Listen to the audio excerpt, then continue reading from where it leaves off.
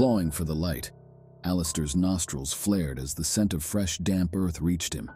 The weight of the earth pressed in on him, blocking out all light. Panic gripped his chest like a cold, slithering serpent. The cursed amulet he had purchased from a shady cellar burned against his skin, its promise of true darkness now a terrifying reality. As an explorer and collector of the macabre, Alistair had faced many horrors. But this darkness was unlike anything he had ever encountered. It suffocated him, smothering him with its oppressive presence. The last thing he remembered was fastening the amulet around his neck before a blinding light and intense tremor engulfed him, pulling him into the void of oblivion. He clawed at the suffocating blackness, his fingers scraping rough wood. A coffin, he was buried alive. Laughter welled up, hysterical and choked, echoing off the confines of his wooden tomb. This was a death he hadn't planned, a macabre joke on an already twisted soul. He screamed until exhaustion wove him into a cocoon of silence, time a meaningless expanse. Hunger gnawed at him, turning his insides hollow. Then thirst struck, the burn of acid scorching his throat. Alistair was trapped in a living nightmare, his tomb a canvas for the morbid tapestry of his failing body. At first there was only a faint sound, like the buzzing of unseen insects. Then it grew louder and louder, a cacophony of scratching and scrambling coming from above. Panic, which had been dormant, immediately resurfaced, and Alistair realized that there was something else in the soil with him. The eerie sounds grew louder, accompanied by heavy thuds that shook the ground. The wooden ceiling above him groaned and cracked, giving way to an unknown force. He let out a blood-curdling shriek, but it was drowned out by the relentless scratching and scraping. Each noise brought a new wave of terror, replacing the previous one. A jagged fissure appeared in the lid, rapidly widening to reveal a sickly pale hand with bony fingers curling around the edge. The rest of the creature emerged, its skeletal frame stretched taut over sharp bones and sinewy muscles. Its face was a gaunt mask of death, sunken eyes blazing with feral hunger as it clawed its way out of the darkness. A grotesque corpse imbued with an otherworldly energy, writhed in a hunger born of its twisted death. The stench of decay and freshly turned earth clung to its rotting flesh, propelling it forward. Each movement brought the corpse closer to Alistair, an insatiable thirst for flesh driving it. Alistair and the fiend locked eyes, a macabre communion in the darkness. The creature hissed, revealing teeth that shone like bone shards in the faint luminescence from its eyes. With a guttural growl, the creature lunged forward, its razor-sharp claws ripping through the shattered wood, inching closer and closer in a desperate attempt at reaching its meal. Alistair's heart raced as he clutched the amulet, its smooth surface now cool against his sweating palm. He felt the monster's breath on his neck and knew he had only one chance to save himself. With shaking fingers, he struggled to remember the ancient inscription the seller had told him when he'd purchased the amulet. Keeping his eyes focused on the undead beast, he concentrated until he remembered the phrase.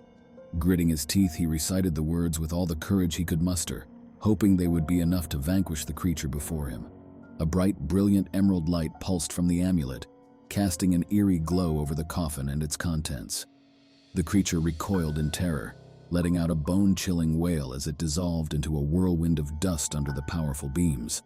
The scratching noises ceased, and a heavy silence punctuated the tomb. Exhaustion consumed Alistair, a heavy weight dragging him under.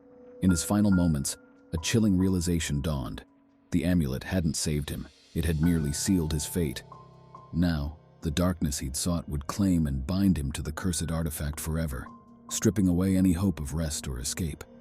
The man's screams echoed through the silent night, a final cry from someone who had willingly embraced darkness and ultimately succumbed to its power.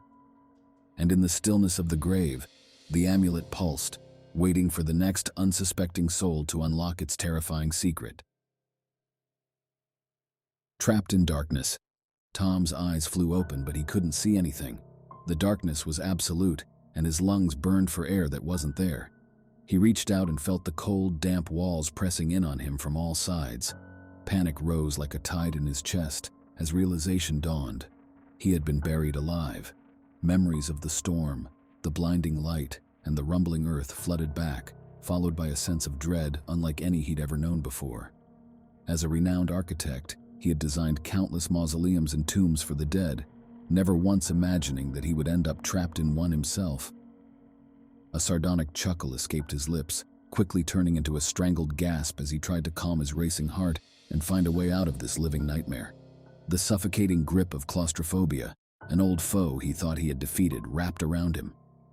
He desperately clawed at the rough wood above, his fingernails splintering against its unforgiving strength.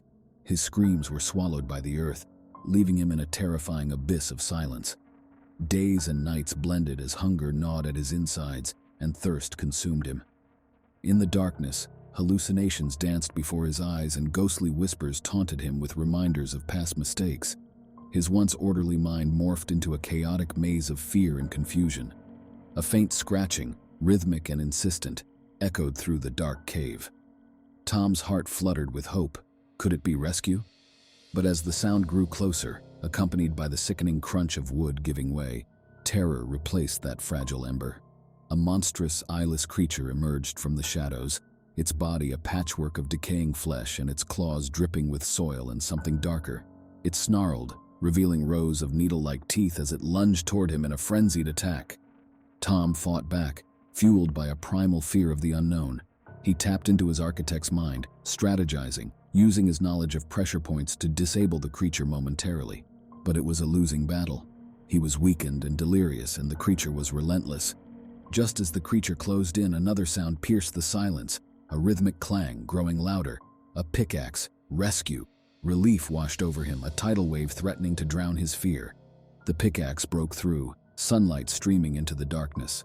A hand reached down, followed by a concerned face. But the relief was short-lived.